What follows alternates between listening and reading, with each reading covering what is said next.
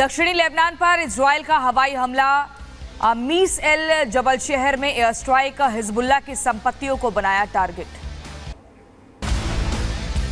Lebanon में 2 दिन में हजारों धमाके पेजों के बाद अब इलेक्ट्रॉनिक गैजेट्स में भी धमाका। सीरिया में लगातार 2 दिन से धमाके हो रहे हैं। लेबनान सीरियल धमाकों में अब तक 32 लोगों की मौत हुई, हजारों लोग घायल हुए। वॉकी टॉकी, सोलर पैनल में भी धमाके हुए।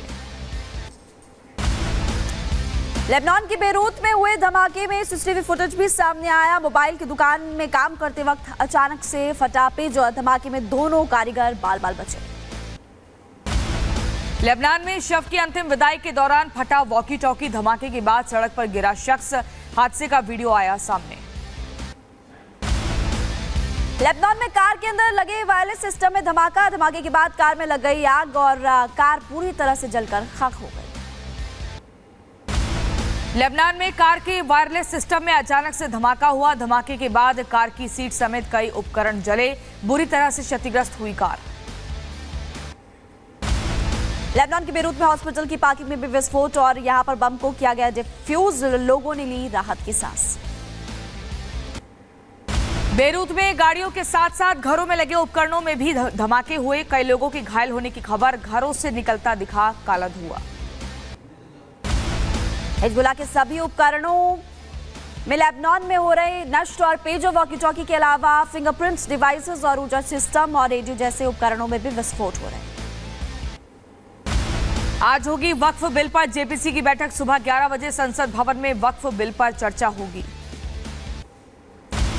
वक्फ बिल को लेकर मुस्लिम समाज के प्रतिनिधि देंगे सुझाव। पटना कॉलेज के वीसी इसमें शामिल होंगे।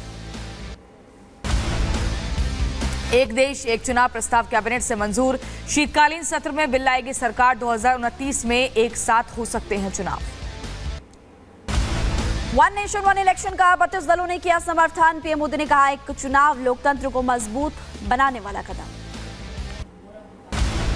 एक देश एक चुनाव पर विपक्षी दलों से बात करने के लिए 3 मंत्रियों को सौंपी गई जिम्मेदारी। राजनाथ सिंह, अर्जुन राम मेघवाल और किरण रिजिजू करेंगे चर्चा। एक देश एक चुनाव पर बोले बीजेपी सांसद मनोज तिवारी और कहा कि विकास की गति बढ़ाने के लिए एक देश एक चुनाव काफी ज्यादा महत्वपूर्ण है।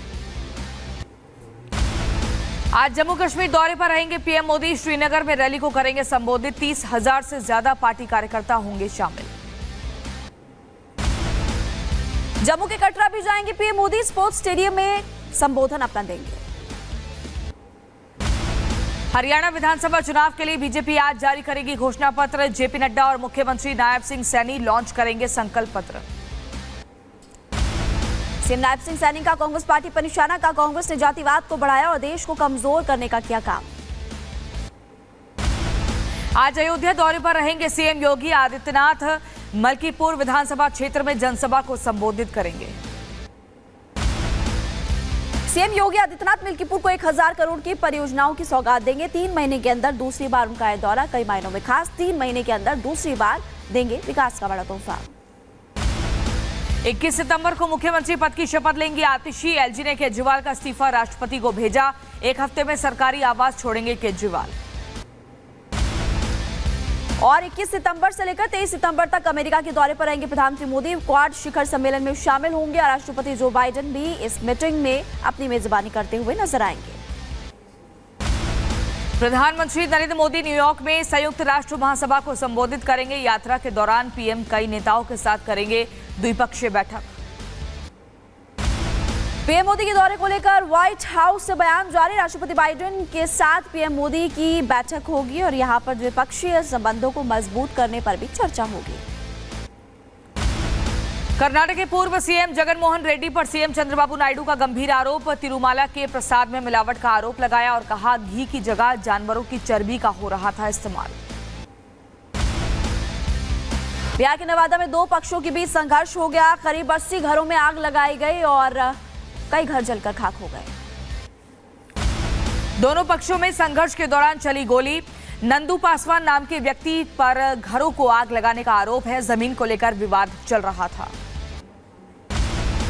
खबर मिलने के बाद मौके पर पहुंचे आला अधिकारी। फायर ब्रिगेड ने आग पर पाया काबू और इस पूरे मामले की जांच पड़ताल में जुटी police. Kolkata rape murder case में सीबीआई की जांच जारी। आरजीकर अस्पताल के सीनियर डॉक्टर से सीबीआई ने की पूछताछ। कोलकाता रेप मर्डर केस को लेकर सरकारी अधिकारियों के साथ जूनियर डॉक्टर्स की भी मीटिंग हुई और डॉक्टर्स ने अपनी मांगों को लेकर के चर्चा यहां पर की। भोपाल के प्राइवेट स्कूल में 3 साल की बच्ची से रेप के बाद भड़का लोगों का गुस्सा। आज स्कूल के खिलाफ होगा प्रदर्शन। आरोपी मुस्लिम टीचर गिरफ्तार। उत्तर प्रदेश के बागपत में युवक पर देशद्रोह का केस दर्ज किया गया। 152 के तहत मुकदमा दर्ज किया गया। पुलिस ने आरोपी को गिरफ्तार किया। यूपी के मथुरा में रेल हादसा। आगरा से दिल्ली जा रही मालगाड़ी के 25 डिब्बे पटरी से उतरे। रेल यातायात पर असर। गाजीपुर में स्वतंत्रता सेनानी एक्सप्रेस को डिरेल करने की साजिश में गिरफ्तार आरोपी के पास से एक लकड़ी का बोटा और चिल्लम भी बरामद हुई। गाजीपुर में ट्रेन को डिरेल की साजिश करने वाला आरोपी गिरफ्तार हुआ। स्वतंत्रता संग्राम सेनानी एक्सप्रेस के ट्रैक पर रखा था लकड़ी का टुकड़ा। मथुरा में बुजुर्ग महिला को जिंदा जलाने की कोशिश की गई। महिला को गंभीर हालत में अस्पताल में भर्ती कराया गया। पुलिस ने आरोपी को गिरफ्तार किया। यूपी के एटा में दिखा 8 फीट लंबा मगरमच्छ। गांव के लोगों ने वन विभाग को दी खबर। वन विभाग ने मगरमच्छ को रेस्क्यू किया। और हमीरपुर में बाढ़ में बहकर यमुना नदी पहुंचा मगरमच्छ। नदी में मगरमच्छ दिखने से लोगों में दहशत और नदी किनारे जाने से अब लोगों में डर। सहारनपुर में खेत में लगे तार में फंसा तेंदुआ। वन विभाग ने घायल तेंदुए को बचाया। तेंदुए का इलाज जारी। मुरादाबाद में पानी के तेज बहाव में बही कार। लोगों ने रस्सी की मदद से कार को किनारे तक लाया और मुश्किल से बची कार सवारों की जान। महोबा में पानी के तेज बहाव में डंपर बहा। ट्रक चालक की जल्दबाजी बनी हादसे की वजह। चालक और क्लीनर ने तैरकर अपनी जान बचाई। रायबरेली में चलती कार से कूदी महिला। बीच सड़क चला हाई वोल्टेज ड्रामा। पत्नी ने पति पर गंभीर आरोप भी लगाए। आगरा में हो रही बारिश से हालात खराब हुए। कई जगहों पर जल भराव हुआ। पानी में डूबी मोटरसाइकिल। चंदौली में नदी में आए उफान की वजह से हाईवे के निर्माण कार्य पर लगा ब्रेक। जेसीबी समेत कई मशीनें डूबी और कर्मचारियों ने पानी में बह रहे लोगों की बचाई जान। एटा में भारी बारिश के चलते आज सभी स्कूल बंद रहेंगे। जिलाधिकारी ने जारी किया है आदेश। जिले में लगातार बारिश से परेशानी पड़ी। और शाहजहांपुर में बाढ़ की वजह से त्राहिमाम। लोगों के घरों में घुसा पानी और लोगों को सुरक्षित जगहों पर भेजने का काम जारी। झांसी में बारिश की वजह से रेलवे के गेस्ट हाउस में पानी भरा।